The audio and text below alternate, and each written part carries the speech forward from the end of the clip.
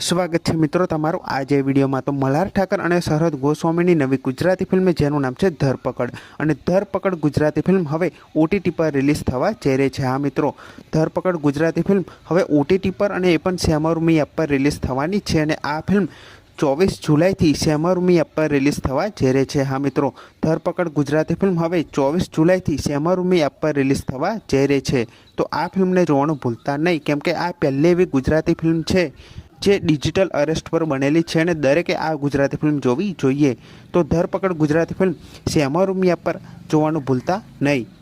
અને મલ્હાર ઠાકરની બીજી નવી આવનારી ગુજરાતી ફિલ્મ જેનું નામ છે ચટણી, તો આ ફિલ્મનું પણ ફર્સ્ટ લુક પોસ્ટર છે રિલીઝ કરી દેવામાં આવ્યું છે અને આ ફિલ્મમાં આપણને મલ્હાર ઠાકર જોવા મળી રહ્યા છે અને આ ફિલ્મમાં હવે મલ્હાર ઠાકરની સાથે પૂજા જોશી પણ જોવા મળવાના છે।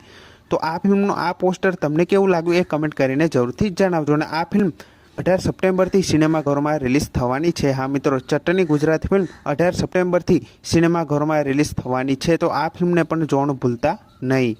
તો આ વિડીયો ગમ્યો હોય તો વિડીયોને જરૂરથી લાઇક કરી દેજો, ચેનલ પર ન હોય તો ચેનલને જરૂરથી સબસ્ક્રાઈબ કરી દેજો। તો ફરી મળીને આ વિડીયોમાં।